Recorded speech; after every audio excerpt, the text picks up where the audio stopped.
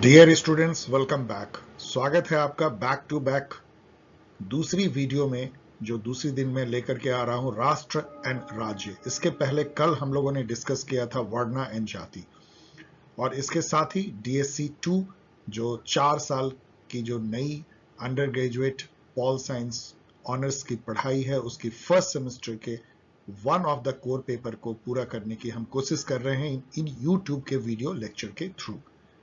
ये एक छोटा सा प्रयास है। आप यदि इसको फॉलो कर रहे हैं, उन सभी मेरे स्टूडेंट को हेल्प करने की जो बहुत परेशान हो रहे हैं एक CUET UG एग्जाम के थ्रू। उन्होंने एक बहुत ही मेसी एग्जाम और उसके थ्रू वो एडमिशन उन्होंने लिया है DU एंड अदर यूनिवर्सिटीज में, और फिर वो जूझ रहे हैं इस छोटे से सेमेस्टर में 3-4 महीने, और उसमें बहुत मतलब जो डिफरेंट थीम्स हैं, टॉपिक्स हैं जो पहले नहीं थे, उसको कैसे कवर करें, उसको हेल्प करने की एक कोशिश रिसर्च के बेसिस पे और जो रीडिंग मटेरियल है उसके आधार पे। आज जो हम टॉपिक चर्चा कर रहे हैं उसको बिना किसी भूमिका के आगे बढ़ते हैं, क्योंकि इस पे काफी चीजें हम लोग देखेंगे और बहुत चीजें समझने की कोशिश करेंगे। लेकिन एक बात मैं जरूर कह के आगे बढ़ूंगा कि being a political science student, ये मेरा बहुत घिसा पिटा एक डायलॉग है कि being a political science student आपको कुछ जरूर समझ लेनी चाहिए इससे पहले कि आप जीवन में आगे बढ़े मास्टर्स में या PhD में। उसमें से एक है ये कॉन्सेप्ट राष्ट्र एंड राज्य का। ये एक ऐसा कॉन्सेप्ट है जिसपे सभी भाषण देते हैं। ये इलेक्टोरल पॉलिटिक्स में, डेमोक्रेटिक पॉलिटी में, हमारे अभी के करंट पॉलिटिकल डिस्कोर्स में, डे टू डे की भाषा में, टीवी के डिबेट में, ये हर जगह आपको आएगा कि इंडियन नेशन का कॉन्सेप्ट क्या है इंडियन, क्या है राष्ट्र, क्या ये हिंदू राष्ट्र है या एक समावेशी राष्ट्र है, एक सेकुलर राष्ट्र है या एक प्लूरल राष्ट्र है या एक धार्मिक राष्ट्र है या क्या है। और ये बहस वहां तक जाती है जहां ये डेफिनेशन देने की कोशिश की जाती है कि आइडिया ऑफ इंडिया क्या है इंडिया, हम इंडियन क्या हैं, कौन है हम इंडियन, किसका ये देश है, यहां तक वो बात चली जाती है। और यदि विश्व के पैमाने पे देखें तो ये वो क्वेश्चन है जिसपे कि 2 वर्ल्ड वॉर हुए हैं नेशनलिज्म के नाम पे, नेशन स्टेट के नाम पे। ये वो थीम है, वो इमोटिव इशू है जिसपे अभी करंट जो है यूक्रेन और रसिया का वॉर हो रहा है, जो ताइवान और चाइना आंखें तड़ेड़ते हैं, और जिसपे कि पूरी दुनिया अभी भी बटी हुई है और सभी अपने अपने खेमे और अपने अपने राष्ट्र को आगे बढ़ाने में लगे हैं। और उससे जो प्रतिद्वंदिता पैदा होती है, उससे जो वर्ल्ड में बहुत सारे और इश्यूज होते हैं, ये सब इस भावना से जुड़े हुए हैं कि राष्ट्र क्या है और राज्य क्या है, और ये दोनों कैसे आपस में जुड़ते हैं, और उससे एक डोमेस्टिक पॉलिटी और एक वर्ल्ड पॉलिटी कैसे जो है गाइडेड होती है। मैंने काफी कुछ कह दिया जो मुझे नहीं कहना था। Let us begin. यदि हम देखें कि हम कहां पे हैं, तो unit 5 DSC 2 ideas institution Indian political thought, इसके साथ ही हम लोगों ने ये सभी खत्म कर लिया है। आज इसके साथ हम लोग इसको समाप्त करेंगे इस थीम के साथ, राष्ट्र एंड राज्य। क्या इस वीडियो में है, जैसा कि एक इंट्रोडक्शन तो मैंने लगभग दिया है, लेकिन फिर एक फॉर्म स्ट्रक्चर्ड वे में, एक नट शेल में मैं बताने की कोशिश करूंगा राष्ट्र और राज्य के कॉन्सेप्ट को। फिर उसके बाद जो हमारे राष्ट्र की जो अवधारणा है वो वैदिक काल से लेके और एंशिएंट और मॉडर्न इंडियन पॉलिटिकल थॉट में कैसी दिखती है, और राज्य की परिकल्पना कैसे दिखती है। राज्य में बहुत ज्यादा कोई कंफ्यूजन है नहीं, लेकिन फिर भी एक स्लाइड में, ये 2 स्लाइड में। और फिर हम लोग देखेंगे कि मॉडर्न पॉलिटिकल थॉट में जो उसका इंग्लिश रूपांतरण है राष्ट्र का, नेशन, वो उसी तरीके से बहुत ही कंफ्यूजिंग है जैसे कि वर्ना और जाति को कास्ट कह दिया गया, उसी तरीके से राष्ट्र को नेशन कहना, और उसी तरीके से धर्म को रिलीजन कहना।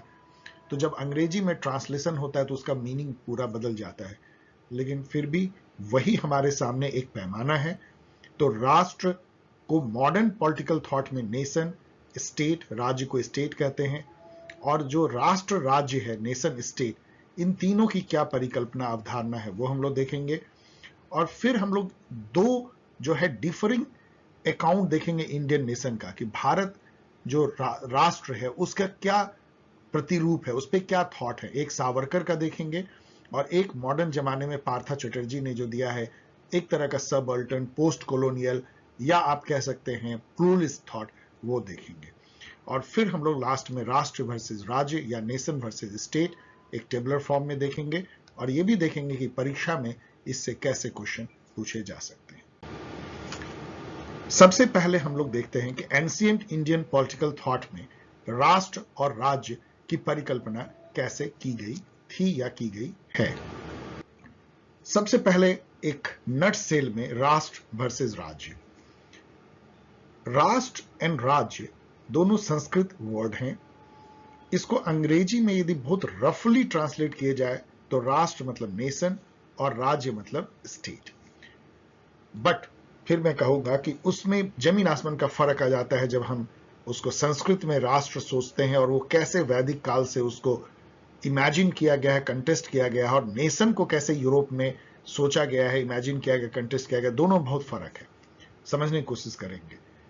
But meaning and imagination of these terms, especially Rashtra, have been very different from nation and state in Western worldview. वही मैं कह रहा था, Rashtra roughly denoted, मतलब कोई खास एकदम फिक्स मीनिंग तो नहीं, लेकिन आप कह सकते हैं कि लगभग ये एक लोगों के समूह को बताता है, पीपल जो एक पर्टिकुलर तरह के हैं, पर्टिकुलर वे ऑफ लाइफ को फॉलो करते हैं, वर्ल्ड व्यू एक तरह का है, जो एक टेरिटरी में रहते हैं एक ही जगह, जिसको वो सेक्रेड मानते हैं कि वो गॉड गिफ्टेड है, एक रियल्म है, मतलब एक डोमेन है जहां एक वजूद है, एक इलाका है, एक क्षेत्र है जहां पे कि एक पर्टिकुलर कमांड चलता है, जैसे धर्म का कमांड चलता है। तो वो जो समूह है जो एक धर्म के कमांड से गाइडेड है, मतलब जहां पे कि कोई एक पर्टिकुलर ऑर्डर है, एक पर्टिकुलर टाइप ऑफ पीपल हैं, पर्टिकुलर कैरेक्टरिस्टिक है, पर्टिकुलर उनके वर्ल्ड व्यू थॉट हैं, पर्टिकुलर वे में वो जीवन जीते हैं, उस टाइप के लोगों के समूह, डोमिनियन, ज्यूरिसडिक्शंस, जहां थोड़ी टेरिटरी का भी कॉन्सेप्ट आ जाता है, एंड सभी में इस बात को लेके जो है कॉमन कॉन्शियसनेस है कि हम एक तरह के लोग हैं और जो धर्म से जो हैं बंधे हुए। तो ये हिंदू राष्ट्र या कह लीजिए इंडियन राष्ट्र का एक परिकल्पना थी। हिंदू जब मैं बोलता हूं तो हिंदू धर्म से मत लीजिएगा, वो पीपल जो इस लैंड में इंडस वैली सिविलाइजेशन से लेके और भारतवर्ष में हिमालय से लेके केप कॉमोरिन तक जो वास करते थे, उनकी मैं बात कर रहा हूं। उनका एक समूह जो ये सोचता था कि हम एक जैसे हैं। जबकि नेशन जो यूरोप से उभर करके आया generally denotes large group of people जो क्लेम करते हैं कॉमन बॉन्ड्स कि हमारी इथनिसिटी एक है, लैंग्वेज एक है, रिलीजन एक है, कल्चर एक है, हिस्टोरिकल आइडेंटिटी एक है, ड्रेस, खान पान, वर्ल्ड व्यू एक है, एक साथ हम रहे हैं, एक साथ हम रहना चाहते हैं, हमने हिस्ट्री में बड़े बड़े चीज अचीव किए हैं एक साथ और आगे करना चाहते हैं, और हम ये भी चाहते हैं कि हमारा अपना सॉवरन पॉलिटिकल वजूद हो। ऐसे समूह को नेशन कहते हैं। अब जब आप देखेंगे राष्ट्र और नेशन में तो आपको बहुत कॉमनलिटी नजर आएगी, लेकिन बहुत डिफरेंस भी है जो हम लोग आगे देखेंगे। यहां धर्म का कोई कॉन्सेप्ट नहीं आता है। ऑफ कोर्स एक रिलीजन से बंधे हुए आप हो सकते हैं, क्रिश्चियन हो सकते हैं, लेकिन धर्म एक डिवाइन कमांड के जैसा है जो रिलीजन नहीं है, जो वे ऑफ लाइफ। आपने देखा righteousness, social obligation, moral obligation, duty, गुण, उससे जो लोग बंधे हुए हैं वो रियल जहां पे कि वो धर्म का कमांड चलता है, वो पीपल का समूह को राष्ट्र माना गया। तो वो काफी स्पिरिचुअल कॉन्सेप्ट हो जाता है, जबकि नेशन पॉलिटिकल कॉन्सेप्ट हो जाता है। यहां पे इतना ही अभी समझे, आगे और हम लोग देखेंगे। इसके अलावा एक बात और जरूर समझे कि नेशन जो है वो बहुत रिसेंट फिनोमेना है।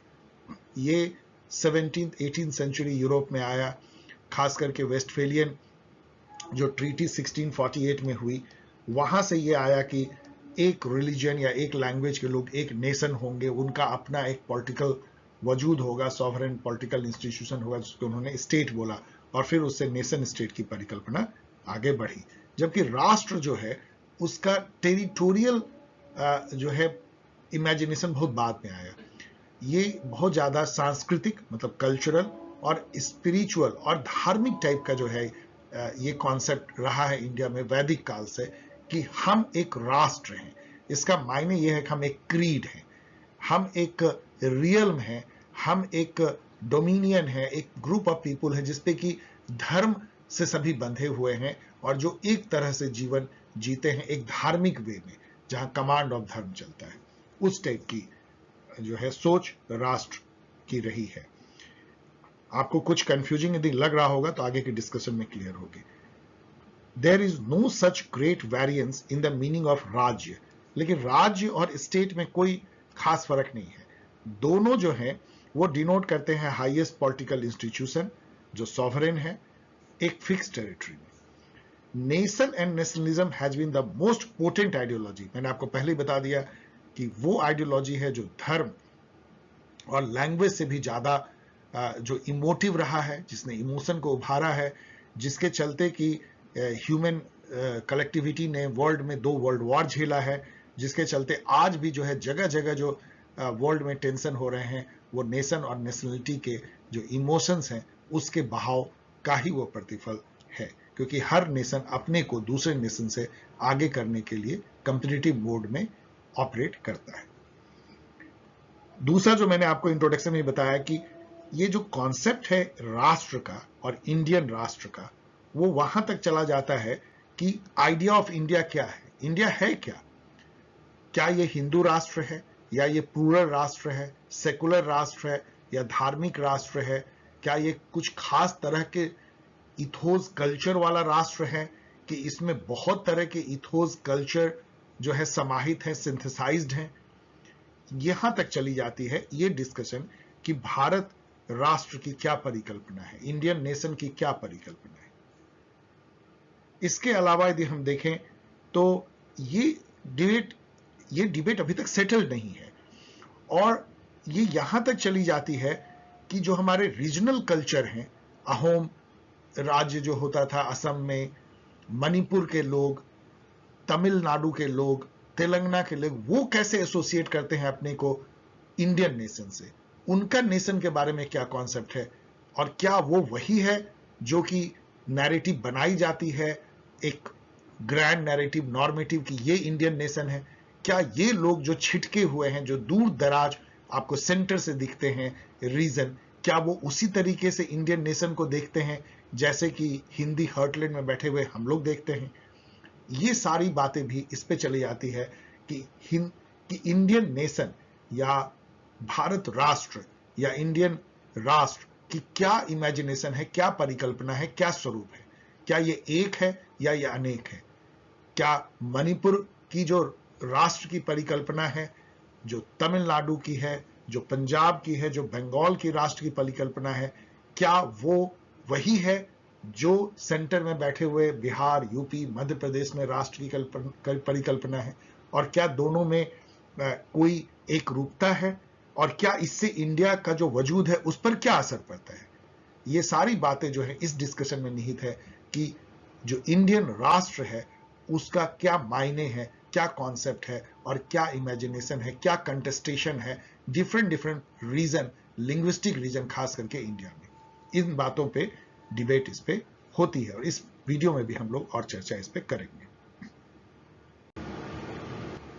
अब जबकि हम लोगों ने काफी डिटेल में डिस्कशन जो है जिस्ट पे कर लिया है, तो प्लीज अलाउ मी कि हम थोड़ी तेजी से चले। नोट मैंने दे दिया है, आप इसको पढ़ सकते हैं, एग्जामिनेशन में लिख सकते हैं। मैं एग्जाम गाइड लाने की कोशिश करूंगा और उसमें डिटेल क्वेश्चन आंसर के फॉर्म में होगी, तो प्लीज मुझे अलाउ कीजिए कि अब तेजी से चले।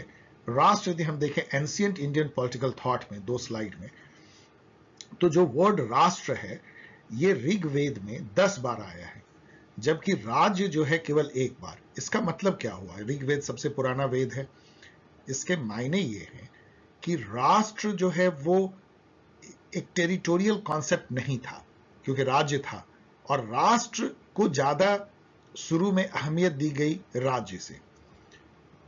ऋग्वेद में जो है इसका जो मायने था वो एक रियल्म था, मतलब एक डोमिनियन, एक क्षेत्र जहां किसी चीज का प्रभाव है, और प्रभाव क्या था? वो हिंदू धर्म का प्रभाव था। एक जुरिस्डिक्शन वेयर द कमांड और ऑर्डर होल्ड, कमांड ऑर्डर मैंने कहा धर्म का। राष्ट्र is used in Vedic literature to describe the national identity of the people of Bharatvarsh. मतलब हमारा क्या वजूद है, हम क्या हैं, उसको राष्ट्र वर्ड दर्शाता था। और भारतवर्ष को इस तरह से डिफाइन किया गया था कि कंटिन्यूअस लैंड मास जो हिमालय से लेकर के और डीप सी जो है साउथ में वहां तक, और जो पश्चिम से लेकर पूरब तक, मतलब जहां अभी गुजरात है वहां से लेकर के बंगाल तक या उसके भी आगे। और ये जो लैंड था जिसको होली लैंड माना गया, वो 7 नदियों की लैंड थी जिसको सप्त सिंधु कहते थे। उसी से हिंदू वर्ड निकला। हिंदू कोई धर्म कभी नहीं रहा था, वो एक पीपुल को बताता था जो ये सिंधु नदी के किनारे रहते थे।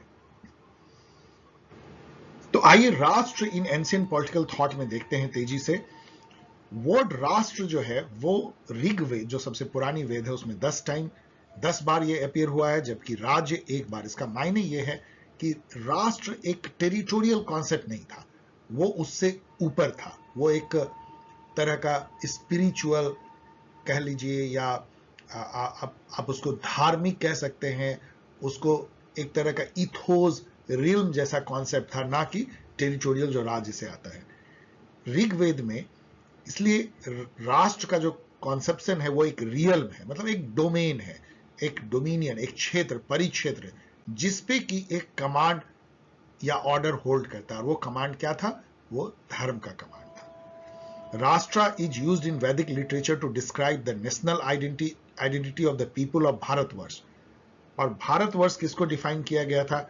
वो लैंड मास जो हिमालय से लेकर के और धुर साउथ तक है, सी तक, जो वेस्ट द्वारका से लेकर के और बंगाल के आगे तक है, जो 7 नदियों सप्त सिंधु की जो लैंड है, पवित्र भूमि, उस पे रहने वाले लोगों का समूह, और वो जो रियल्म जिसपे की पूरी धर्म की छाया है, जो धर्म से बंधा है, उसको राष्ट्र, भारत राष्ट्र की परिकल्पना वैदिक काल में की गई थी। राष्ट्र जो है वो भरा पड़ा हुआ है sense of spirituality, divinity, sacredness, पवित्रता और मदरहुड से, मतलब हमारी माँ है। It's a land that bears traces of God and footprint of heroes. इसका मतलब क्या है कि इसको पवित्र भूमि माना गया, वो जगह जहां पे कि लोगों के मन में, जन जन के लोगों में गाथा है उन वीर लोगों की जिन्होंने अपने खून से उस राष्ट्र को सींचा है, उन लोगों की रक्षा की है, उनको यश दिलाया है, वो हीरोज और वो गॉड जो उस पवित्र भूमि पे अपने पांव रखते हैं, वरदान देते हैं, उन सब की जो भूमि है वो और उस पे रहने वाले लोगों का समूह जो है राष्ट्र है। राष्ट्र जो है कॉम्पिटिटिव नहीं है। जो वैदिक राष्ट्र है वो बेनिवोलेंट है, वो सबके उदय के लिए काम करता है, अभ्युदय, सबके अभ्युदय के लिए काम करता है। राष्ट्र जो है एक पॉलिटिकल राजनीतिक एंटिटी नहीं है, ये फिजिकल एट्रीब्यूट से आगे बढ़ जाती है, ट्रांसेंड कर जाती है। एक तरह का ये क्रीड है, इथोस है, एक तरह का सोल है, आत्मा है उन लोगों की जो वहां बसते हैं। राष्ट्र में लोगों की आत्मा बसती है। राष्ट्र उनको रिप्रेजेंट करता है स्पिरिचुअल वे में, पीपुल को, उस जमीन को, उस सेक्रेड लैंड को और उस पूरे इथोस को जिसको ये पीपुल जन्म जन्म वहन करते हैं, एक जनरेशन से दूसरे जनरेशन, इन सब के आत्मा को निरूपित जो है वो राष्ट्र करती है। राष्ट्र कोई क्लोज सेल्फिश इंडिविजुअलिस्टिक कॉन्सेप्ट नहीं है जैसे कि वेस्टर्न नेशन का कॉन्सेप्ट है। इसमें जो है वसुधैव कुटुंबकम कि पूरा विश्व जो है कुटुंब है, वो भावना नहीं है। ये प्लूरलिज्म से भी जो है चलता है, ये एक्सक्लूजनरी नहीं है। भारत राष्ट्र कभी एक्सक्लूजनरी नहीं रहा है। यहाँ पे यूनान से लोग आए, शक आए, हून आए, पार्थियंस आए, पर्सियन आए, सभी को इन्होंने अपने, भारत राष्ट्र ने अपने यहाँ जगह दी, अपने में उसको समाहित किया, और यदि उसके कल्चर से क्लैश हुआ तब भी हार्मोनी से रहने की कोशिश की। ये जो है इंडियन राष्ट्र की खासियत है, और इसलिए क्योंकि वो इंटायर वर्ल्ड को अपनी फैमिली समझता है इंडियन राष्ट्र जो है। राष्ट्र consider each animate and inanimate object, मतलब जीवित एंड निर्जीव of this world and each and every element of the entire Cosmos, पूरे ब्रह्मांड में सभी कुछ सबसे कनेक्टेड है। आपने देखा कि वर्णा और जाति कैसे जो हैं वो क्रिएटर के अंग से निकले हुए माने जाते हैं, उसी के अंग से जो है विकर्ण होकर के, मतलब विखेर करके चांद, तारे, सूरज, धरती, आकाश, पाताल सब बनाए गए हैं। ऐसी मैथोलॉजी में ऐसी मानी जाती है, वैदिक मैथोलॉजी में। तो उसी से जो है राष्ट्र भी जो है वो क्रिएटर की क्रिएशन है। ये कोई नॉर्मल टेरिटोरियल लैंड या लोगों का ऐसे असॉर्टेड समूह नहीं है, ये एक डिवाइन क्रिएशन, डिवाइन कॉन्शियसनेस है। तो इस तरह की परिकल्पना राष्ट्र की वेदों में, वैदिक लिटरेचर में की गई। और यदि इसको आगे इस स्लाइड में देखें तो राष्ट्र इज द इंडिक सिविलाइजेशन, राष्ट्र ऑफ द इंडिक सिविलाइजेशन, जो हमारी इंडिया की सिविलाइजेशन है, जो 5000 साल अब लगभग पुरानी मानी जाती है, वो मदर एंड गॉड का पर्सनिफिकेशन है। ऐसा मैंने बोला, ये गॉड की क्रिएशन है, ये माता का रूप है। उसको आप एक तरह से पर्सन के रूप में यदि आप देखते हैं तो आप उसको राष्ट्र देखते हैं। इसलिए तो भारत माता बनाई जाती है, उसका आप चित्रण कर सकते हैं। इनफैक्ट हर नेशन के साथ में एक उसको पर्सनिफाई किया जाता है कि ये भारत माता है। अर्थववेद, जो वन ऑफ द वेद है, वो डिक्लेयर करता है माता भूमि पुत्रोहम पितृव्या। इसका मतलब यह है कि this earth is my mother and I am his son. तो इससे जो है माता का रूप जो है राष्ट्र को दिया गया है। I am the beholder of the राष्ट्र, ये ऋग्वेद कहता है, which is benefactors of the god, ये गॉड का दिया हुआ है, and first among the worshipped, और इसकी सबसे पहले पूजा की जानी चाहिए। माता की पूजा और अपने राष्ट्र माता की पूजा सबसे पहले की जानी चाहिए। Rashtra was spiritual consciousness and as such is beyond the realm of mundane intellectual inquiry. आप इसमें तर्क से नहीं करेंगे कि भारत राष्ट्र क्या है, भारत राष्ट्र है भी या नहीं है। ये जो है स्पिरिचुअल कॉन्शियसनेस है, ये आपको ट्रांसडेंटल वर्ल्ड से जोड़ता है। आपका वजूद इसलिए है क्योंकि आप एक राष्ट्र के पार्ट हैं। तो वो उसको जो है एक नॉर्मल तर्क से उसको नहीं तोड़ना है। राष्ट्रीयता या नेशनलिज्म एक तरह का धर्म है, जो फ्रीडम ऑफ माइंड है, बॉडी है, स्पिरिट है, as well as self realisation है। और इन सब को जब आप एक समूह में एक साथ फॉलो करते हैं, एक टेरिटरी पे जिसको आप सेक्रेड मानते हैं, तो वो राष्ट्र की परिकल्पना में बदलती है। इसको जो है डिवाइन पावर है, दैवी शक्ति है, और वो किसी को हर्ट करने के लिए नहीं बना है, किसी को दबाने के लिए नहीं बना है। जिस तरह का अभी नेशन हम देखते हैं कि रशियन नेशन यूक्रेनियन नेशन को दबा रहा है, चाइनीज नेशन ताइवानियन नेशन को दबा रहा है, वो नहीं दबाने के लिए है। ये सबको अपना कुटुंब मानने के लिए है, लेकिन अपने कल्चर को, अपने जो उसका इथोस है, क्रीड है, उसको पुष्पित पल्लवित, मतलब उसको फ्लरिस्ट करने का है, और उसके थ्रू जो है पूरे दुनिया को आगे ले जाने की परिकल्पना है। In the Prithvi Sukta of Atharvaveda, there is a prayer mantra that says, O Mother Earth, destroy those who want to subdue my Rashtra by Shastra, मतलब विपन, शास्त्र मतलब विपन, एंड शास्त्र मतलब जो है नॉलेज भी होता है, शास्त्र एंड शास्त्र। तो मतलब शास्त्र से भी रक्षा करेंगे अपने राष्ट्र की, और हम शस्त्र से भी रक्षा करेंगे अपने राष्ट्र की। तो इस तरह की बातें जो मैं आपको जो उद्धृत कर रहा हूं, उससे आपको समझ में आना चाहिए कि राष्ट्र को कितना हाई इकलन पे, मतलब हाई पेडेस्टल पे स्पिरिचुअल या डिविनिटी के समकक्ष जो है राष्ट्र को रखा गया था। राष्ट्र कोई पॉलिटिकल कॉन्सेप्ट, टेरिटोरियल कॉन्सेप्ट नहीं था, एटलीस्ट वैदिक काल में। इसीलिए ये जो नेशन का जो कॉन्सेप्ट है 17वीं 18वीं शताब्दी में यूरोप में, जो पूरी तरह से पॉलिटिकल था, इंडिविजुअलिस्टिक था, कॉम्पिटिटिव था, उससे परे है हमारे इंडियन राष्ट्र की परिकल्पना। ये आपको समझना चाहिए। दूसरी जो बात बहुत अच्छी तरह being a political science student समझनी चाहिए कि जो भारत राष्ट्र की जो परिकल्पना है वो एक नहीं है। भारत कभी भी इस तरह से एक जैसे यूनिट की तरह नहीं रहा। यहाँ पे असम के पीपल, पंजाब के पीपल, बंगाल के पीपल, तमिलनाडु के पीपल, केरला के पीपल, सब अलग अलग तरीकों से अपने राष्ट्र को उन्होंने इमेजिन किया, अलग अलग शब्दों में किया। बंगाल में राष्ट्र को जाति कहा जाता था, जाति। तेलुगु जो रीजन है जहां तेलंगाना और अभी आंध्र प्रदेश है, वहां देशम कहा जाता था। महाराष्ट्र में इसको राष्ट्र कहा गया, कहीं पे इसको पिता के रूप में देखा गया, महाराष्ट्र में मेल, तो कहीं बंगाल में माता के रूप में देखा गया। तो ये जो परिकल्पना है राष्ट्र की, इमेजिनेशन एंड कंटेस्टेशन, वो हर रीजन में, खास करके लिंग्विस्टिक रीजन में अलग अलग तरीके से हुई है, ये हमें समझना चाहिए।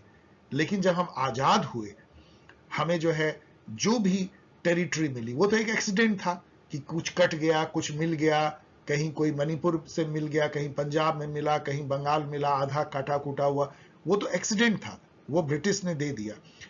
उसमें बहुत सारे लोग रह रहे थे, उन सभी लोगों का अपना अपना इमेजिनेशन था कि राष्ट्र क्या है।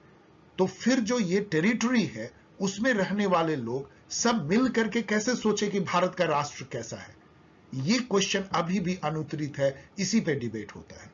उस पे आगे देखेंगे कि क्या विचारधारा बनती है इस राष्ट्र की जो भूभाग हमें मिला ब्रिटिश से, जिसको हम इंडियन नेशन कहते हैं। उसमें जो लोग हैं वो अपने को अलग अलग तरीके से देखते हैं एक पीपुल के रूप में। तो किस तरीके से हम ग्रैंड जो है नैरेटिव बना सकते हैं और कैसे इंडियन नेशन को एक सिंगल इंडियन नेशन की परिकल्पना कर सकते हैं, क्या वो भी थॉट एक है या अलग अलग है, इस पे भी आगे हम लोग चर्चा करेंगे। देखिए, राज्य की जो एंशिएंट इंडियन पॉलिटिकल थॉट में परिकल्पना है उसमें कोई कंफ्यूजन नहीं है, क्योंकि ये हमेशा से टेरिटोरियल कॉन्सेप्ट है, बहुत सिंपल, जिसको कि स्टेट अभी इंग्लिश में कहते हैं। यदि हम वैदिक लिटरेचर में देखें तो राज्य को बहुत नामों से बुलाया गया है, राज्य, जनपद, पुर, साम्राज्य, भावज्य, स्वराज्य, वैराज्य, परमेस्थया, महाराज्य, राष्ट्र, इन सब राष्ट्र से भी राज्य को बुलाया गया है। यदि बुद्धिस्ट पॉलिटिकल थॉट में देखें तो स्टेट या राज्य को जो है रथा कंट्री कहा गया है, रज्जा किंगडम कहा गया है, विजिता सबजुगेटेड टेरिटरी भी कहा गया है। स्टेट, मैंने आपको स्टेट क्राफ्ट वाले वीडियो लेक्चर में बताया था कि जो स्टेट, जो इंडियन पॉलिटिकल थॉट में ये माना जाता है कि राज का उदय जो है मत्स्य न्याय को खत्म करने के लिए हुआ और पीस, ऑर्डर और एनार्की को खत्म करने के लिए हुआ, जो मत्स्य न्याय से दर्शाया जाता है कि बड़ी मछली छोटी मछली को खा जाती है, माइट इज राइट, जिसकी लाठी उसकी भैंस है, उसको खत्म करने के लिए लाया गया था, स्टेट को बनाया गया था, चाहे दैवी या सोशल कॉन्ट्रैक्ट से। और स्टेट का मेन काम जो था वो पीस, ऑर्डर मेंटेन करना था और जस्टिस डिस्पेंस करना था। हम लोगों ने धर्मा और डंडा वाले में देखा कि स्टेट जो पीस एंड ऑर्डर लाता है उसका मेन इंस्ट्रूमेंट दंड था, जो कि निरूपित करता है, रिप्रेजेंट करता है combined force of the state. सभी व्यक्ति जो इस स्टेट में रहते हैं उन्होंने अपनी पावर जो थोड़ी थोड़ी होती है वो समाहित कर दी स्टेट में, जिसके पास मोनोपोली ऑफ वायलेंस हो जाता है for maintaining peace and order and ensure the welfare of the people living in the state. और उसके लिए दंड जो है वो जस्ट पनिशमेंट या जस्टिस के तौर पे सामने आता है। इसके अलावा धर्म जो है वो अल्टीमेट सॉवरेन था स्टेट का, जिससे कि स्टेट भी बंधा हुआ है, उसके सिटीजन भी बंधे हुए हैं, राजा भी बंधा हुआ है, सभी जो है एक ही धर्म से बंधे हुए हैं। सो धर्म was sovereign, not the state और द किंग और द किंगडम। इसके अलावा जो है स्टेट की या राज्य की जो है ऑर्गेनिक कॉन्सेप्शन हमारे पॉलिटिकल थॉट में है, मतलब कि जो स्टेट या राज्य जो है वो एक ऑर्गेनिज्म के तौर पे देखा जाता है, जैसे मानव है या जैसे कोई भी जीव जंतु है, और उसके डिफरेंट जो लिम्ब हैं उसकी परिकल्पना की जाती है, कितने लिम्ब हैं उस स्टेट नामक ऑर्गेनिज्म के। जैसे कि कौटिल्य ने अपने अर्थशास्त्र में कहा कि 7 लिम्ब है स्टेट के। मनुस्मृति ने भी यही कहा, महाभारत में भी यही कहा गया है। मैं यहाँ पे मैंने जो दिया है ये अर्थशास्त्र से दिया है, लेकिन लगभग मिलता जुलता मनुस्मृति और महाभारत में भी है। जो 7 लिम्ब हैं स्टेट के, उसमें किंग जिसको स्वामी उन्होंने कहा था, मिनिस्टर मतलब अमात्य, आर्मी जो दंड को दर्शाता है, बल को दर्शाता है, टेरिटरी जो जनपद जो कहा गया, फोर्ट, दुर्ग, ट्रेजरी, कोस और मित्र एलाइज, ये 7 जो हैं स्टेट के अंग कहे गए। जो इसेंशियल एलिमेंट जो राज्य स्टेट का जो है, जो अभी भी है मॉडर्न पॉलिटिकल थॉट में और हमारे वैदिक काल में भी, कि उसका एक फिक्स टेरिटरी होना चाहिए, उसमें एक किंग है जो गवर्नमेंट, इफेक्टिव गवर्नमेंट चलाता है, वो सॉवरेन है डोमेस्टिक एंड फॉरेन अफेयर में, और उसके पास कैपेबिलिटी है इंटर स्टेट रिलेशन मैनेज करने का, इसको स्टेट कहा गया। स्टेट जो है कितने तरह के हमने आपको ये बताया भी है। अधिकतर स्टेट जो है वो किंगडम या मोनार्की होते थे, जहां पे एक राजा राज्य करता था वैसे बहुत तरह के ऐसे भी राज्य थे जहां 2 या मल्टीपल राजा राज्य करते थे, जो एरिस्टोक्रेसी का रूप ले लेती है। ओलिगार्ची भी देखा गया जहां वेल्दी और कनेक्टेड लोग जो हैं वो कुछ शासन करते पाए गए। और रिपब्लिक भी हमने आपको बताया है जहां सभा और समिति वाले वीडियो में कि कितने ही बहुत सारे से लिच्छवी, मल्ल, शाक्य और बहुत सारे जो पीपल थे और इवन बुद्धिस्ट जो संघा थे, वो लोग रिपब्लिक के तौर पे जो हैं वो अरेंज थे। मतलब कि रिपब्लिक स्टेट भी इंडियन पॉलिटिकल थॉट में दिखता है और काफी जगह दिखता है, खास करके बुद्धिस्ट काल में। अब हम लोग जो है मॉडर्न पॉलिटिकल थॉट में जो नेशन स्टेट और नेशन स्टेट के क्या मायने हैं, ये हम लोग देखते हैं। नेशन, आप इसको अगेन कह सकते हैं कि राष्ट्र और नेशन एक जैसा समझ सकते हैं, लेकिन यहां जो मैं आपको बता रहा हूं ये मॉडर्न पॉलिटिकल थॉट में, जिसको कि हम लोगों ने भी अपना लिया, जो यूरोप से एक तरह से जन्मी, उसको मैं बता रहा हूं। तो नेशन जो है, it's a large group of people claiming common bond, कुछ ना कुछ बांधता है उनको, लाइक कॉमन इथनिसिटी है, मतलब डिसेंट, कॉमन लैंग्वेज है, रिलीजन है, कल्चर है, हिस्टोरिकल आइडेंटिटी है, खान पान है, वे ऑफ लाइफ है, ड्रेस, फूड हैबिट, एक साथ हिस्ट्री में हम लोगों ने लाइफ बिताया, हमारे जनरेशंस ने, और आगे भी हिस्ट्री में एक साथ हम बढ़ना चाहते हैं फ्यूचर में, और एक पर्टिकुलर टेरिटरी में हमेशा से हम लोग रहे हैं, और हम एस्पायर करते हैं कि हमारा एक सॉवरेन पॉलिटिकल फॉर्मेशन हो। तो नेशन हमेशा से एक पॉलिटिकल कॉन्सेप्ट रहा है, क्योंकि ऐसे पीपल जो सॉवरेन अपने को देखना चाहते हैं और अपने को एक जैसा मानते हैं किसी बेसिस पे। बेनेडिक्ट एंडरसन, जिन्होंने कि 1983 में बुक लिखा था द इमेजिन्ड कम्युनिटी, उन्होंने नेशन को एक इमेजिन्ड कम्युनिटी माना था, जो बनाई जाती है मॉडर्न काल में प्रिंट मीडिया से और कैपिटलिज्म के प्रभाव से। उसमें जो है एक कल्चर, कॉमन कल्चर या हाई कल्चर गढ़ा जाता है, एक मेन लैंग्वेज को जो है प्रिंट मीडिया से एक तरह से स्थापित किया जाता है, जिससे कि सभी लोग उस लैंग्वेज से और उस कल्चर से एसोसिएट करें और अपने को एक मानने लगे, एक इमेजिन कम्युनिटी। सो इनका डेफिनेशन आप पढ़ लीजिएगा, इतना मैंने बता दिया तो मैं यहां छोड़ रहा हूं। स्टालिन की भी जो है डेफिनेशन आप पढ़ लीजिएगा, मैं इसको नहीं पढ़ रहा हूं, लेट लगेगी। नेशन, यहां पे मैं बेनेडिक्ट एंडरसन का जरूर मैं अर्नेस्ट गेलनर का बताना चाहता हूं, जो मैंने लिखा नहीं है, वो आगे भी एक बार मैं बताऊंगा।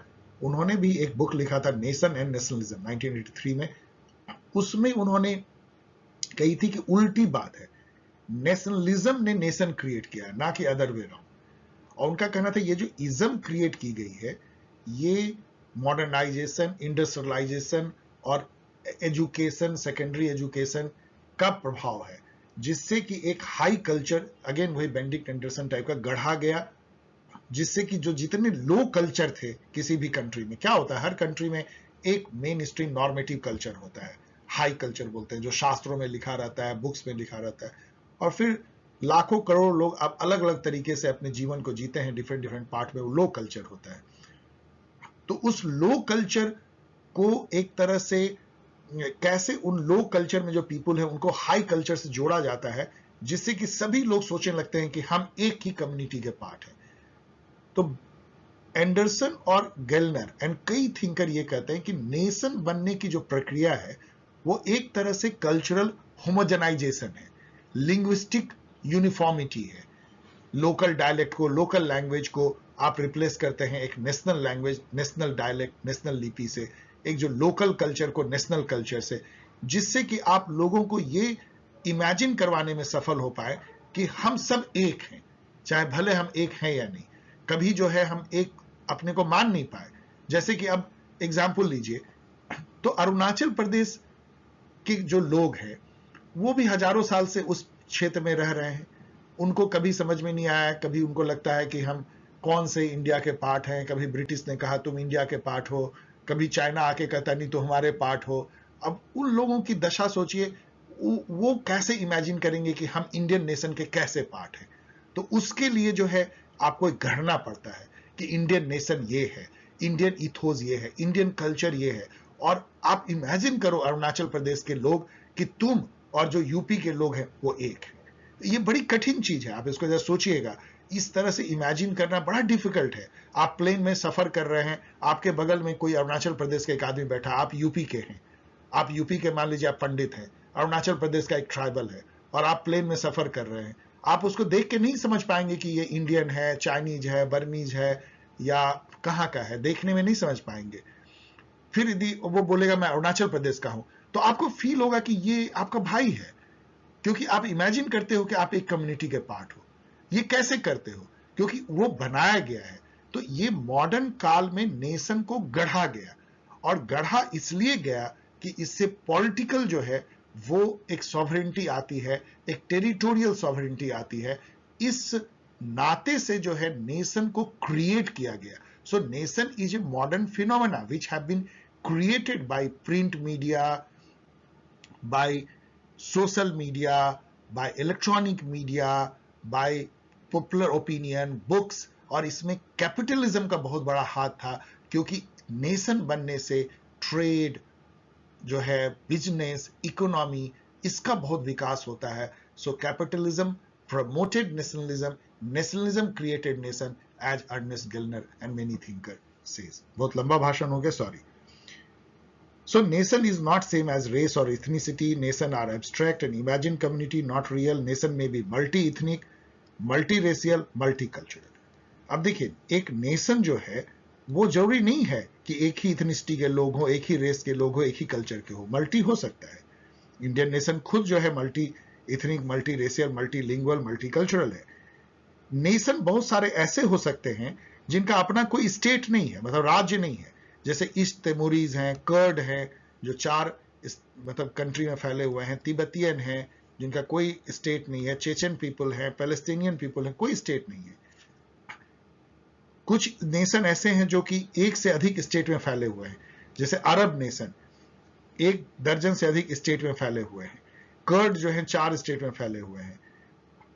कई स्टेट ऐसे हैं जिसमें कि बहुत सारे नेशन समाहित हैं, जैसे कि पहले का जो यूएसएसआर होता था उसमें 15 नेशन थे, यूगोस्लाविया में 6 नेशन थे, चेकोस्लोवाकिया में 2 नेशन थे। एंड ऑल जो ग्रेट एम्पायर रहे, मुगल, हैब्सबर्ग, ऑटोमन, ब्रिटिश, सब मल्टीनेशनल रहे। तो इसलिए नेशन का जो कॉन्सेप्ट है वो अभी भी सेटल्ड नहीं है, और नेशन स्टेट के बीच में जो रिलेशन है वो भी उतना क्लियर नहीं है। यदि स्टेट देखें तो इसका मायने बहुत ही बहुत क्लियर है। ये एक पॉलिटिकल इंस्टीट्यूशन है, having sovereignty over a fix territory, एक टेरिटरी पे सोवरेन है, उसका अपना खास पॉपुलेशन है उस टेरिटरी के अंदर, एक बॉर्डर है और एक इफेक्टिव गवर्नमेंट है, और उसका कैपेसिटी है उस गवर्नमेंट का या उस टेरिटोरियल पीपल का कि वो दूसरे पीपल से बराबरी का नाता जो है बना सके। इसको कहते हैं स्टेट।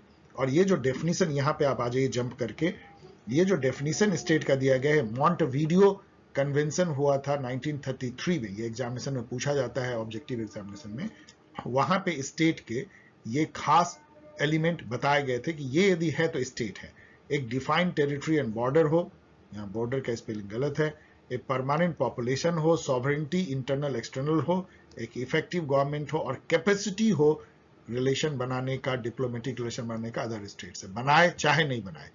जैसे फॉर एग्जाम्पल अभी जो तालिबान स्टेट है, तालिबानी स्टेट अफगानिस्तान में, उसने डिप्लोमेटिक रिलेशन लगभग किसी से नहीं बनाया है, लेकिन वो स्टेट है क्योंकि उसमें कैपेबिलिटी है दूसरे स्टेट से डिप्लोमेटिक रिलेशन बनाने की। यदि वेबर के अनुसार देखें तो state is a political community that successfully claims monopoly of the legitimate use of physical force, violence और coercion within a given territory. सोचिएगा, इस पे मैंने कई बार आपको बताया है। ये एक पॉलिटिकल सब डिवीजन है ग्लोब का। यदि ग्लोब है तो हमने ये घेर लिया कि ये इंडियन स्टेट है या पाकिस्तानी स्टेट है या चाइनीज स्टेट है। ये पॉलिटिकल सब डिवीजन है ग्लोब का। ये हाईएस्ट पॉलिटिकल इंस्टीट्यूशन है किसी एक फिक्स टेरिटरी पे एंड पॉपुलेशन का रिसाइडिंग विद, इससे बड़ा कोई पॉलिटिकल इंस्टीट्यूशन नहीं होता है, उसके ऊपर कोई नहीं है, मतलब सॉवरेन है, हर स्टेट सॉवरेन है, याद रखिए। It represent political independence and autonomy of the people residing in a country. मतलब एक पीपल जो रह रहे हैं एक पर्टिकुलर टेरिटरी में, वो अपने को सॉवरेन डिक्लेयर करते हैं और उसको निरूपित करता है उनका राज्य। राज्य वो हाईएस्ट पॉलिटिकल इंस्टीट्यूशन है जो उस सॉवरेन पीपल को दर्शाता है। So it denotes the body politic politics और द पॉलिटिकल। एंड पॉलिटिक्स का डेफिनेशन ही दिया जाता है कि whatever pertains to state, state के बारे में, स्टेट इंस्टीट्यूशंस के बारे में पढ़ाई करना ही पॉलिटिक्स है। ये कई समय तक पॉलिटिक्स की परिभाषा रही। तो स्टेट का इतना बड़ा रोल है पॉलिटिक्स में, क्योंकि सब कुछ जो हम पॉलिटिक्स में पढ़ते हैं वो स्टेट और उसके इंस्टीट्यूशन से ही रिलेटेड है। अब देखिए कि जब नेशन और स्टेट एक दूसरे से जुड़ जाते हैं तो हम नेशन स्टेट कहते हैं। अब ये नेशन स्टेट क्या है? अभी जैसे सभी जितने भी यूनाइटेड नेशन के मेंबर हैं उनको हम बाय डेफिनेशन नेशन स्टेट कहते हैं। India is a nation state, that way England is a nation state, China is a nation state. तो है क्या नेशन स्टेट? देखिए, जब एक स्टेट जिसकी पॉपुलेशन जो है वो मानती है कि हम एक नेशन है, मतलब एक स्टेट है, तो स्टेट तो एक टेरिटोरियल कॉन्सेप्ट है, उसके अंदर में बहुत सारे लोग रहते हैं। अब यदि सारे लोग माने कि हम एक हैं, एक नेशन है, यानी कि नेशन का जो बाउंड्री है वो है, ये है मान लीजिए, और स्टेट की बाउंड्री है ये, दोनों यदि को टर्मिनस हो जाए, दोनों दूसरे को ढक ले, तो ये नेशन स्टेट हो जाता है। When a nation has its own state, एक नेशन है, पीपल हैं जो अपने को एक मानते हैं किसी भी बेसिस पे, रिलीजन, खान पान, ड्रेस, स्पिरिचुअलिटी, लैंग्वेज, कल्चर, और यदि उनको अपना स्टेट मिल जाए तो वो नेशन स्टेट हो जाता है। सभी मॉडर्न स्टेट जो यूनाइटेड नेशन के मेंबर हैं बाय डेफिनेशन नेशन स्टेट कहलाते हैं। नेशन स्टेट का जो इमर्जेंस है वो 1920वीं सेंचुरी यूरोप में हुआ, जहां पे कि भाषा के आधार पे जो है अलग अलग इथनिक नेशन बने और उन सब ने अपने को स्टेट डिक्लेयर कर दिया और वो नेशन स्टेट कहलाने लगे। जब सारे कॉलोनियल नेशन जैसे इंडिया या बर्मा और अफ्रीका के तमाम, इंडोनेशिया और चाइना, सब जब आजाद हुए तो उनको भी जो है नेशन स्टेट कहा गया। जबकि ये बड़ी डिफिकल्ट है कि उनके यहाँ जो लोग रहते हैं क्या वो अपने को नेशन मानते हैं। आज तक जो है नेशन बिल्डिंग की प्रक्रिया जारी है और इंडिया में भी वो जारी है।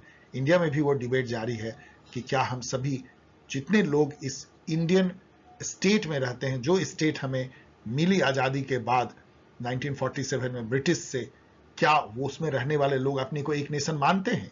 इस पर अभी भी डिबेट होती है। और यदि मानते हैं तो वो नेशन क्या है, उस नेशन का स्वरूप क्या है, भारत का जो वो राष्ट्र है उसकी आत्मा कैसी दिखती है, उसका इथोस क्या है, इस पर थोड़ी सी और हम लोग चर्चा करेंगे। लेकिन बाय डेफिनेशन उन डीकोलोनाइज्ड नेशन को भी, जैसे India, Pakistan, Bangladesh, Burma, China, Ghana, Uganda, सबको नेशन स्टेट कहा गया।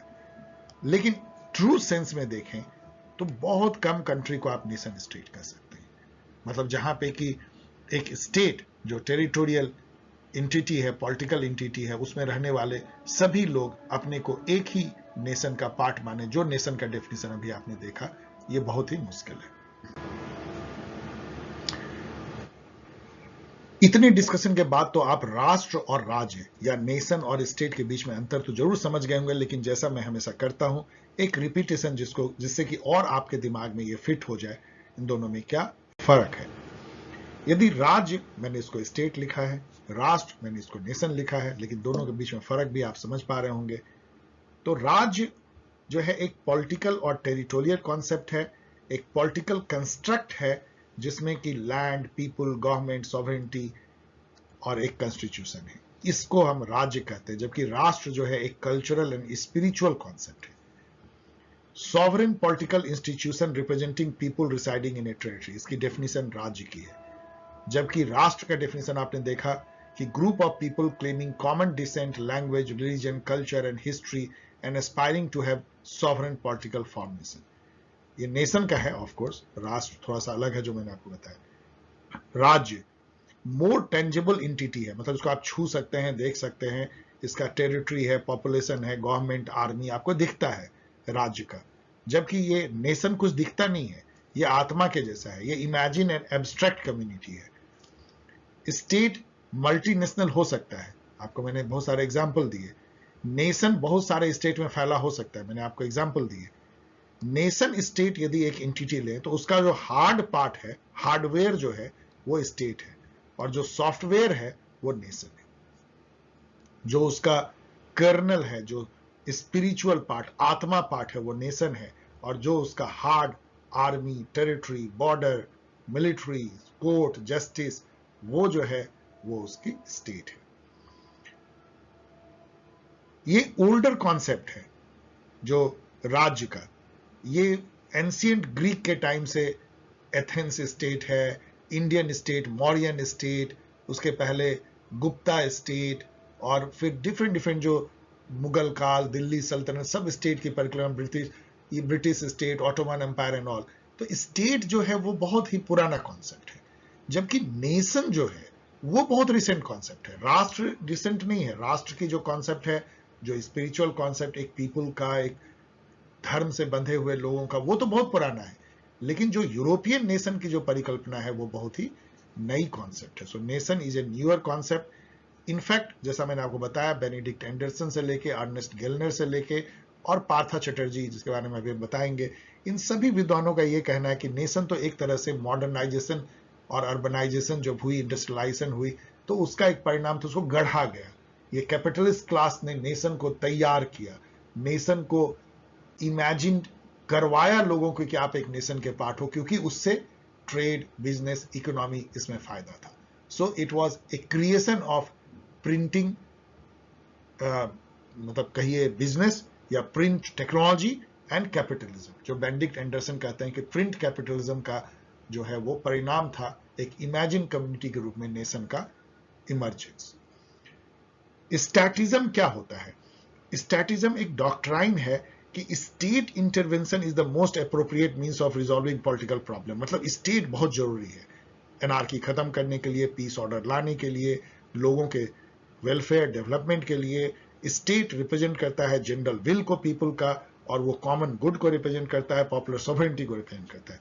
जबकि अदर इज्म जो है, जो नेशन से जुड़ा हुआ है, नेशनलिज्म, वो इज्म ये है कि अपने देश से प्यार होना, उसके प्रति लॉयल्टी होना, और अपने देश को किसी भी तरीके से महान बनाने के लिए कोशिश करना। अब आप समझ सकते हैं कि इसमें कहीं कहां पे खतरा छिपा हुआ है, क्योंकि ये वो इसी तरह की इज्म बन सकती है, इसे कम्युनलिज्म बन जाती है कि अपनी कम्युनिटी को जब आप महान बनाने की कोशिश करते हैं तो कहीं ना कहीं आप दूसरे कम्युनिटी से कंपटीशन होने लगती है और उसमें कंफ्लिक्ट होता है।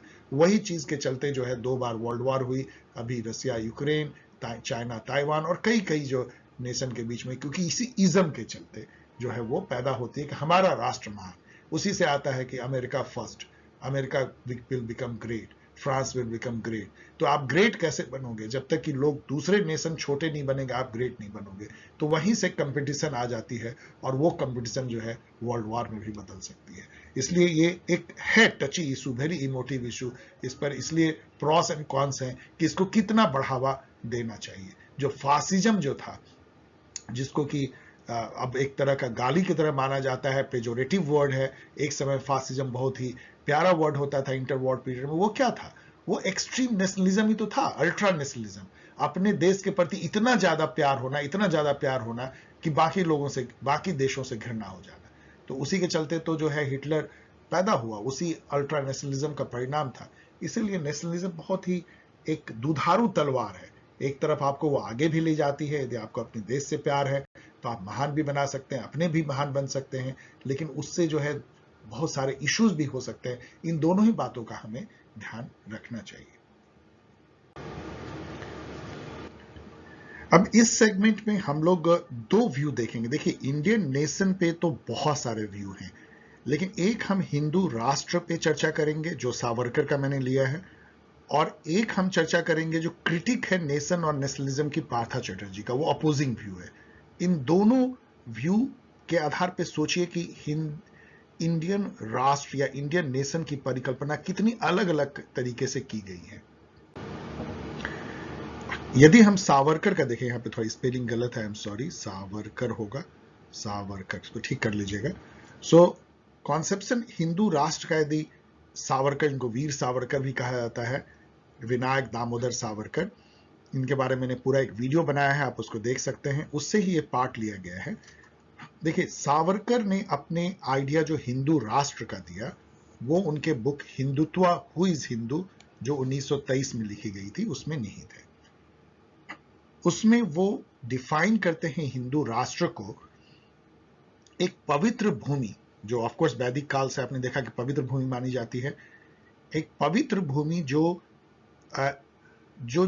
Indus valley civilisation, sorry Indus से लेकर के समुद्र तक है, जो हिमालय से लेकर केप कॉमरिन तक है, मतलब east to west, north to south, जिसको उन्होंने भारत वर्ष कहा, वो तो हमारे इवन कॉन्स्टिट्यूशन में भारत कहा गया है, भारतवर्ष, और जिसमें कि हजारों सालों से मेनली हिंदू जो हैं वो रहते आए। हिंदू मतलब एक कल्चरल ग्रुप, हिंदू कभी एक धर्म से जुड़ा हुआ नहीं रहा, एक ग्रुप ऑफ पीपल जो अलग अलग तरीके का इथोस, वे ऑफ लाइफ को मानते हैं और जो हिंदुत्व की भावना से बंधे हुए हैं, हिंदूनेस की भावना। अब उन्होंने जो है ये कहा कि हिंदू राष्ट्र जो है वो हिंदुत्व जो है उसका एक इंटीग्रल पार्ट है।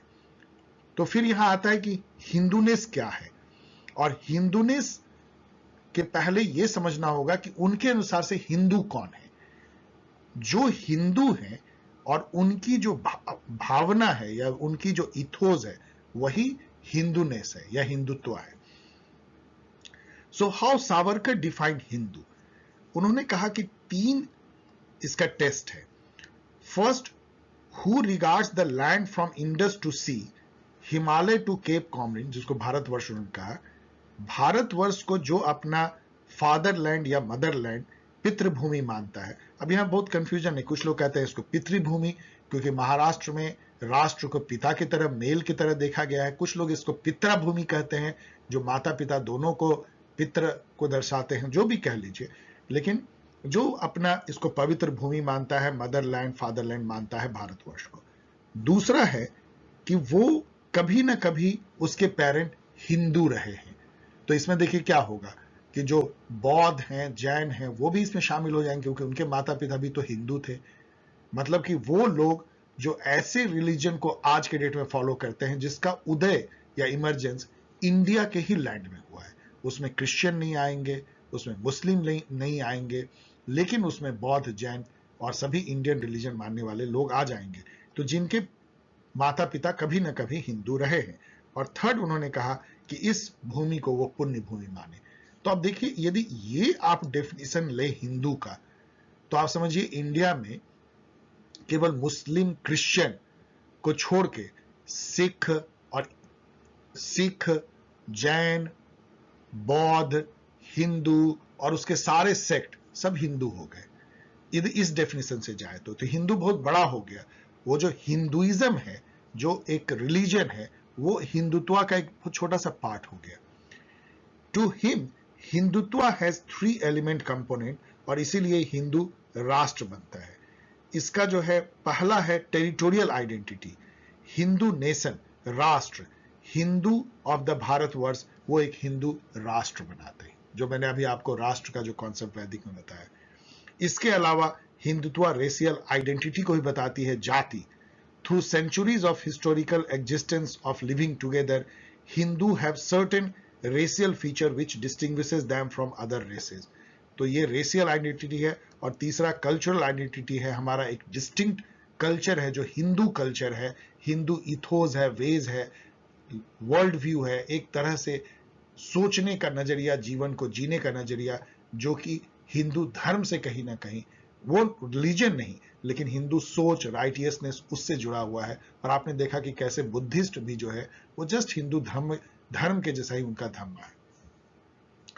तो आप इससे क्या समझे कि हिंदू राष्ट्र की जो उन्होंने परिकल्पना की, वो एक एलिमेंट है हिंदुत्व का, और वो एक कल्चरल राष्ट्र है, ना कि रिलीजियस राष्ट्र, जिसका इथोज, जिसका सोल जो है वो कल्चर है जो एंशिएंट काल से हिंदू इस लैंड पे फॉलो करते आए। इसके अलावा सावरकर ने हिंदू राष्ट्र और हिंदू राज्य में फर्क किया। उनका कहना था कि हिंदू राष्ट्र जो है वो उसकी स्पिरिचुअल आत्मा होगी हिंदू राज्य की, और हिंदू राज्य एक सेकुलर राज्य होगा। उसमें जो है मुस्लिम, ईसाई, कोई भी और धर्म के लोग भी इसमें खुशी खुशी रहेंगे, बराबरी से रहेंगे, लेकिन उसका जो इथोस है, जो उसका सोल है, जो उसका कल्चरल आइडेंटिटी है, वो हिंदू रहेगा और वो हिंदू राष्ट्र रहेगा। इसका मतलब ये नहीं है कि यहाँ पे हिंदू के अलावा जो लोग रहेंगे वो सेकेंड ग्रेड या सबजुगेटेड सिटीजन होंगे।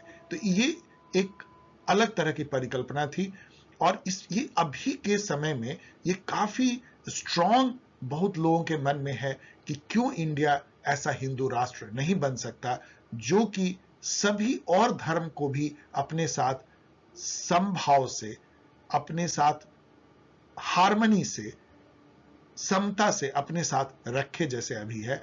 लेकिन इसका जो इथोस है उस नेशन का वो हो जो एंशिएंट काल से वो सिविलाइजेशन है जो रही है हिंदूज की, और जो सभी लोग यहाँ जो रहते हैं चाहे वो मुस्लिम भी हो ईसाई भी हो उस पे एक तरह से जो है वो छा गई है, परिलक्षित होती है और उनके अंदर जो है वो समाहित हो गई है क्योंकि वो हजारों साल से एक साथ रहते आए। तो ये हिंदू राष्ट्र की परिकल्पना सावरकर की है। इसके अलावा केवल मैं आपको ये बता दूं कि एम.एस. गोलवलकर ने भी जो है इसी टाइप की जो है अपने बंच ऑफ थॉट्स में उन्होंने हिंदू राष्ट्र की परिकल्पना की थी। इसी तरह की थोड़ी बहुत परिकल्पना जो है वो श्री अरविंदो ने भी किया था। जब वो अरिवलो आश्रम जा रहे थे, वो एक संत जैसे थे, तो वो भी धर्म से राष्ट्र को जोड़ते हैं, राष्ट्रीयता को अपने धर्म से, पालन से जोड़ते हैं। तो स्पिरिचुअल नेशनलिज्म की परिकल्पना अरविंदो ने की थी। दीनदयाल उपाध्याय ने इंटीग्रल ह्यूमनिज्म देते हुए भी इस तरह की परिकल्पना की थी। कई लोग, खास करके जो आप समझ लीजिए आरएसएस और जो हिंदू विचारधारा के जो रहे हैं थिंकर, वो इस तरह से हिंदू राष्ट्र की परिकल्पना को सोचते रहे हैं और आज भी ये डिस्कशन काफी उभार पे है। अब हम एक दूसरा यदि व्यू ले तो वो पार्था चटर्जी ने दिया, जो नेशनलिज्म पे मॉडर्न काल में इंडियन थिंकर हैं, anthropologist, social scientist, political scientist, वो काफी लिखते रहे। उन्होंने लिखा है Indian nation and it's fragments, जिसमें उन्होंने ये करार दे दिया कि जो पोस्ट कॉलोनियल नेशन है लाइक इंडिया या अफ्रीका, और उसमें नेशनलिज्म एक डेरिवेटिव कॉन्सेप्ट है, डेरिवेटिव डिस्कोर्स है। मतलब डेरिवेटिव डिस्कोर्स क्या है? It is not a main discourse. Nationalism कोई यहाँ पे कभी जो है कोई हमारे डिस्कोर्स का मेन पार्ट नहीं था। यहाँ पे जाति था, इंडिया में लोग जाति को अपना एक तरह से मानते थे कि हमारा देश है, देशम है, राष्ट्र है, अलग अलग परिकल्पना अलग अलग क्षेत्र में की गई है।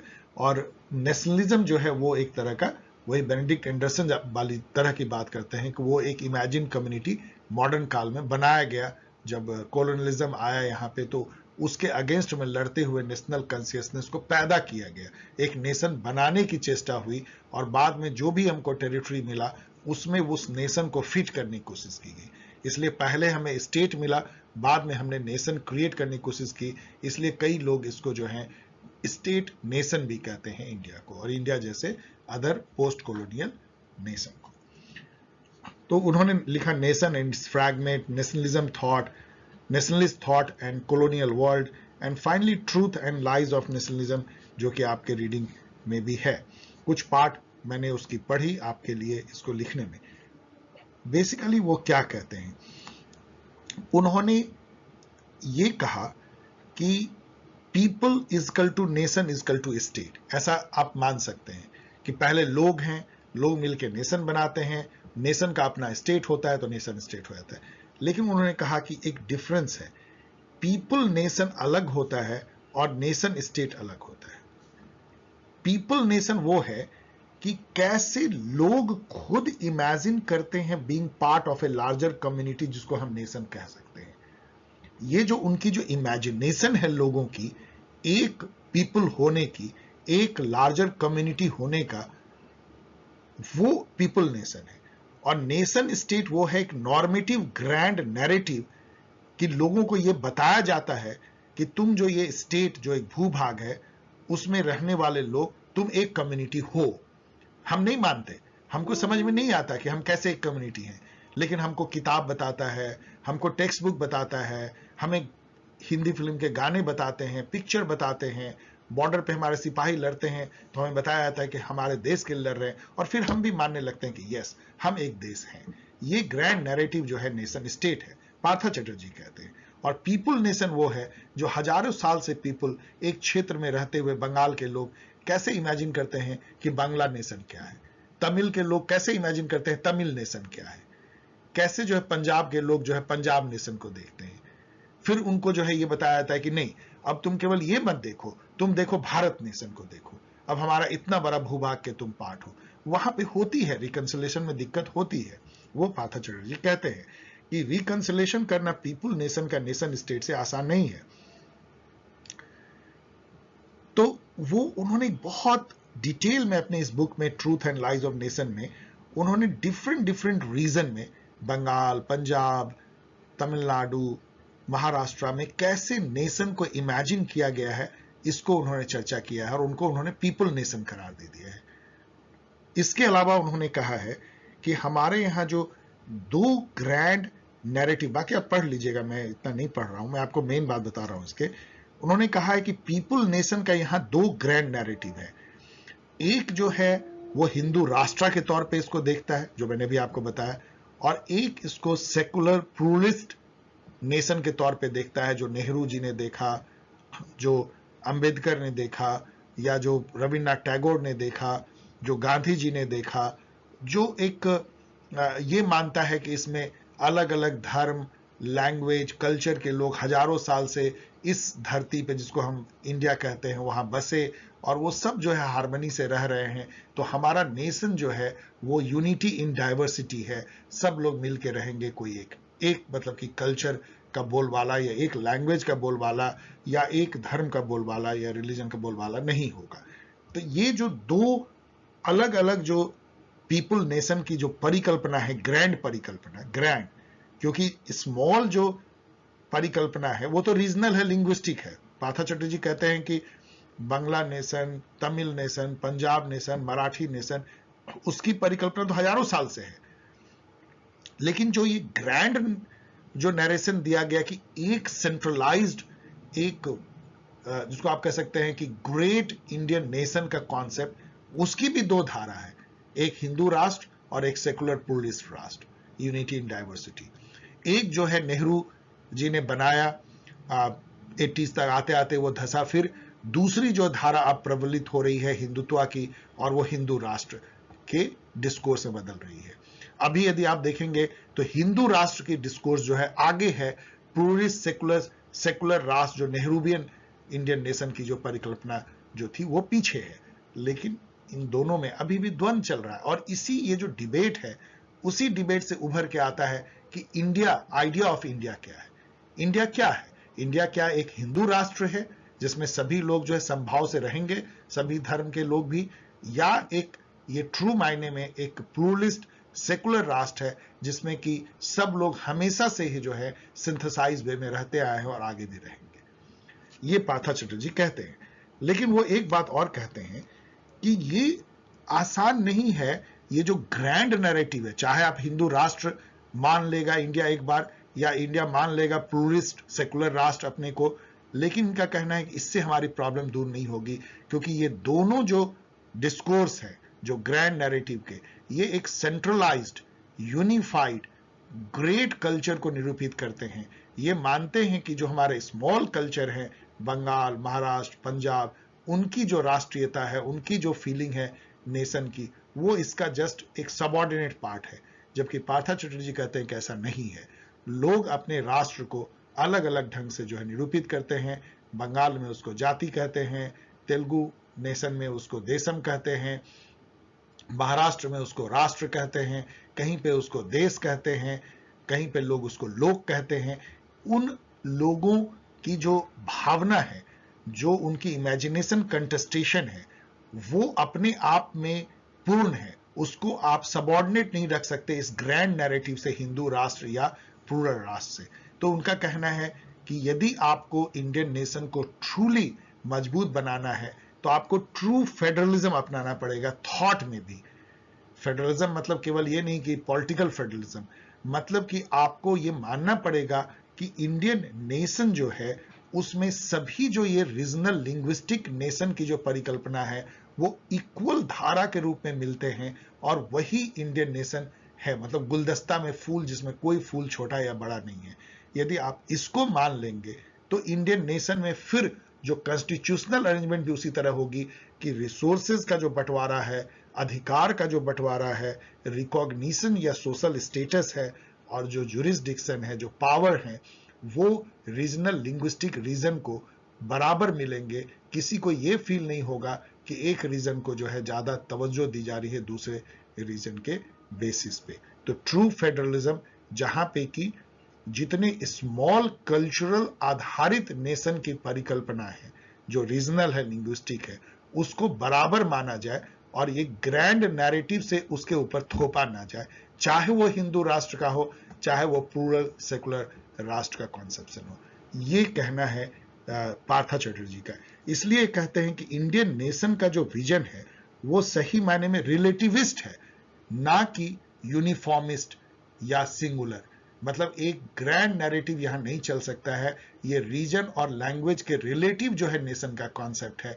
और ये एक बहुत बड़ी बात कहते हैं पार्था चैटर्जी अपनी बुक में कि ये जो नेशन की रीजनल जो भावना है राष्ट्र की, वो इतनी प्रबल है कि उसी के चलते जो है नेशनल पार्टी अभी जो है बंगाल में नहीं जीत पाती, तमिलनाडु में नहीं जीत पाती, तेलंगाना में नहीं जीत पाती, पंजाब में नहीं जीत पाती। क्योंकि आप देखिए हर जगह क्या है, वो अस्मिता की क्वेश्चन आ जाती है, बंगाली अस्मिता, तमिल अस्मिता। तो वो वही भावना है कि हमारा राष्ट्र अलग है। नेशनल लेवल पे जब चुनाव होता है तो भले ठीक है, एक पार्टी को लोग वोट दे देते हैं, लेकिन जब राज्य का चुनाव आता है तो वहां वो अपने नेशन, अपने पीपल को इमेजिन करते हैं और वहां कोई एक दल जो है उनके अस्मिता को रिप्रेजेंट करने लगता है और उसी को वो वोट देना पसंद करते हैं, राष्ट्रीय पार्टी को नहीं, क्योंकि वो ग्रैंड नैरेटिव से अपने को छोटा समझने लगते हैं। पार्था चैटर्जी का ऐसा मानना है और ऐसा रियलिटी में दिखता भी है। इस पर आप सोच विचार कीजिएगा कि इंडियन नेशन की परिकल्पना किन किन डिफरेंट धाराओं में की गई है, कैसे जो है एक ग्रैंड जो धारा है वो ऊपर से सुपर इम्पोज होती ही दिखती है, जिसकी भी अलग दो धारा है, एक हिंदू राष्ट्र और एक सेकुलर प्लूरल नेशन, जो कि पीछे पड़ता जा रहा है। लेकिन पार्था चैटर्जी के अनुसार इन दोनों ग्रैंड धाराओं में दोष है। आपको जो है जो स्मॉल धाराएं हैं उसको इक्वल के तौर पे अपने में मिलाना होगा और ट्रू फेडरलिज्म अपनाना होगा, तभी इंडियन नेशन मजबूत होकर उभरेगा। रिलेटिविस्ट व्यू ऑफ या vision of Indian nation, Partha Chatterjee. Finally dear student, thinkers of nation and nationalism में हमेशा आपको थिंकर्स देता हूं, एक कॉम्पिटिटिव एग्जाम में हेल्प करती है। सबसे पहले बेनेडिक्ट एंडरसन को देखिए, जिन्होंने 1983 में बुक लिखा इमेजिन कम्युनिटी, और उन्होंने नेशन को डिफाइन किया एक इमेजिन कम्युनिटी के रूप में जो मॉडर्न काल में बना है एक प्रिंट कैपिटलिज्म के प्रोसेस है, मैंने आपको बताया, जिसमें कि एक मेन स्ट्रीम कल्चर को गढ़ा जाता है। अर्नेस्ट गेलनर ने भी सेम तरह की बात की। ये ब्रिटिश पॉलिटिकल फिलोसफर थे। इन्होंने बुक लिखा नेशन एंड नेशनलिज्म 1983 में, सेम ईयर में जब इमेजिन कम्युनिटी आई थी। इन्होंने नेशनलिज्म को डिफाइन किया a political principle which holds that political and national unit should be congruent. मतलब जो पॉलिटिकल यूनिट और नेशनल यूनिट एक होना चाहिए, उसी से आई। और नेशनलिज्म ने नेशन क्रिएट किया, ना कि अदर वे राउंड। इन्होंने ये बताया कि नेशन जो है वो एक यूनिफाइड होमोजीनियस कल्चर को दर्शाता है, जो formal education, secondary education, industrialisation, urbanisation से बनाया गया है। तो ये दोनों लगभग एक तरह की बातें कहते हैं कि नेशन को मॉडर्न काल में अपने यूटिलिटी के लिए, खास करके कैपिटलिज्म के लिए यूरोप में क्रिएट किया गया और उसी टेम्पलेट को पोस्ट कॉलोनियल नेशन में, भारत जैसे में थोपा गया। और उसके चलते जो समस्या आ रही है उसका अभी भी हम लोग कर रहे हैं। दुनिया ने तो दंश झेला ही 2 वर्ल्ड वॉर के रूप में, और अभी भी यूक्रेन, रूस वर्सेस ताइवान, चाइना वर्सेस, ये सब देख रहे हैं। तो वो इसलिए हुई क्योंकि नेशन को गढ़ा गया, नेशन के कॉन्सेप्ट को बनाया गया, और वो इतनी पोटेंट कॉन्सेप्ट हो गई कि वो रिलीजन और लैंग्वेज से भी ज्यादा इमोटिव हो गई। एंथनी ड स्मिथ तीसरा मैं थिंकर ले रहा हूं, जिन्होंने कि नेशनलिज्म में काफी लिखा है। इनकी बुक 1994 में थी नेशनलिज्म। इन्होंने डिफाइन किया है नेशन को ए नेम्ड पॉपुलेशन, एक नाम, जैसे British nation, Indian nation, sharing a historic territory, एक हिस्टोरिक टेरिटरी है, common myths and historical memories हैं, एक मास पब्लिक कल्चर है, एक common economy and common legal rights and duties for its member है। Nation result from the triple revolution, कहते हैं 3 जो क्रांति से नेशन उभर के आता है, capitalism, secularism, bureaucratic and cultural centralisation. इन तीनों में आपको एक ही बात दिखेगी कि ये मॉडर्न जमाने में सेंट्रलाइज्ड कॉन्सेप्ट रहा जहां पे कि प्रिंट कैपिटलिज्म के माध्यम से या प्रिंटिंग प्रेस के माध्यम से एक ग्रैंड नैरेटिव क्रिएट किया गया, एक पर्टिकुलर टेरिटरी में लोगों को ये मनाया गया कि तुम लोग या हम लोग सभी एक कम्युनिटी के पार्ट हैं और पॉलिटिकली सॉवरेन है। उससे जो है काफी विकास हुआ, उससे ट्रेड, इकोनॉमी और इकोनॉमिक प्रॉस्पेरिटी बढ़ी, लेकिन उससे कंपटीशन भी हुआ और उससे जो हुआ मैंने कई बार आपको यहाँ पे बताया, उसका जो दंश हुआ वो फासिज्म के रूप में भी सामने आया। फिर हम याद करते हैं विनायक दामोदर सावरकर को, जिनकी हिंदुत्व की जो थीसिस थी और हिंदू राष्ट्र की, वो मैंने आपको बताया, जो उनकी book Hindutva who is Hindu 1923 में निहित थी।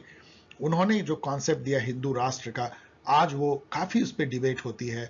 गोलवलकर ने भी जो हिंदू राष्ट्र का दिया, दोनों को मिलाकर, लेकिन सावरकर का ज्यादा मतलब कि एक तरह समझिए कि वो मेन थॉट है जो अभी जो डिस्कोर्स में हिंदू राष्ट्र की जो परिकल्पना है उसमें सावरकर जी का ही थॉट है।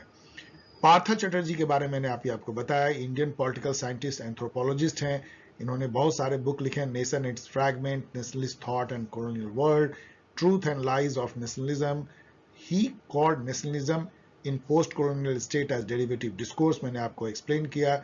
ही gave the concept of relativist view of Indian nation, मतलब कि उनका कहना था कि जो इंडियन नेशन की जो इमेजिनेशन है या जो कॉन्सेप्शन है, it is relative to the region and culture, sorry region and language, regional language कह लीजिए, उसके जो लिंग्विस्टिक रीजन के रिलेटिव जो है नेशन की कल्पना की गई है। ये कोई एब्स्ट्रैक्ट या कोई न्यूट्रल नहीं है।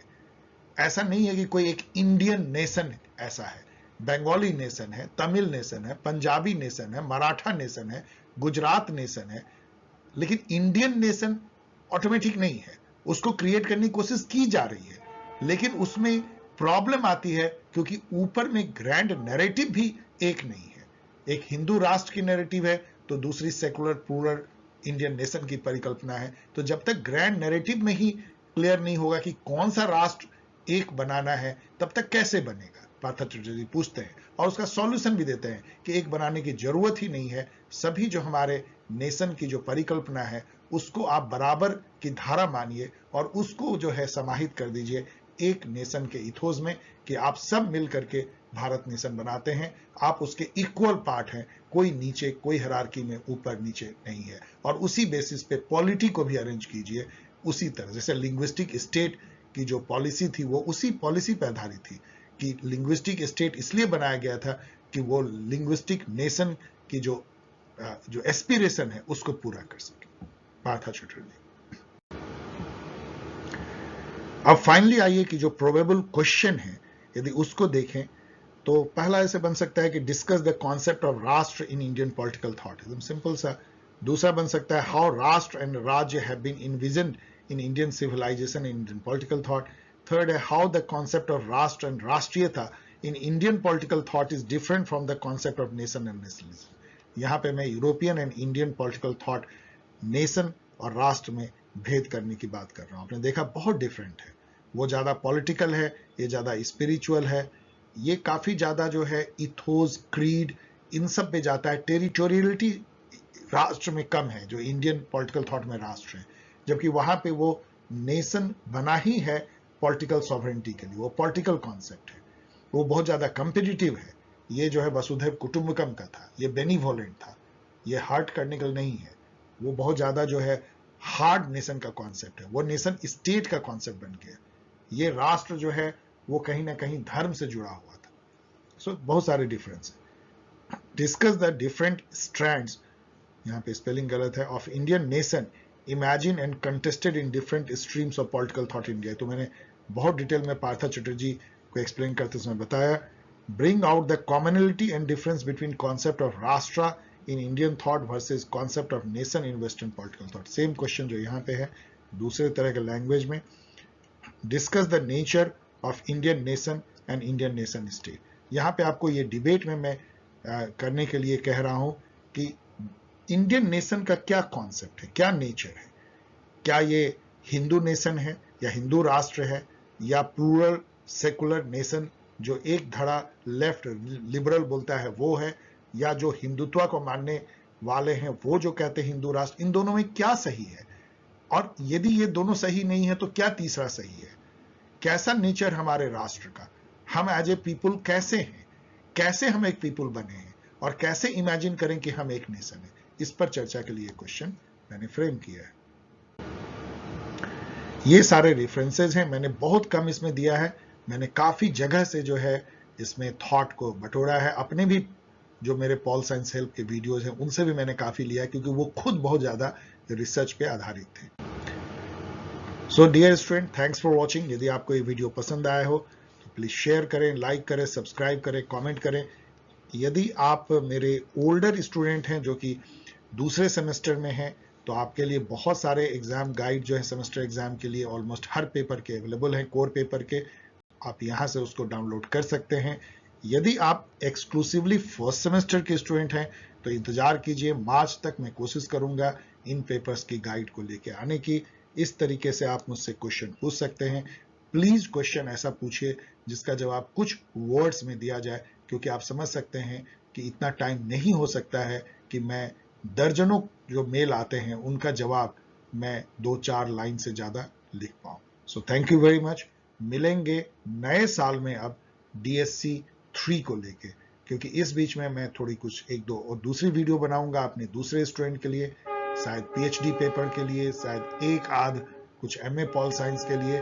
तो मिलेंगे हम colonialism and nationalism in India, उसको कोशिश करेंगे खत्म करने की अगले कुछ वीक्स में। तब तक के लिए विदा।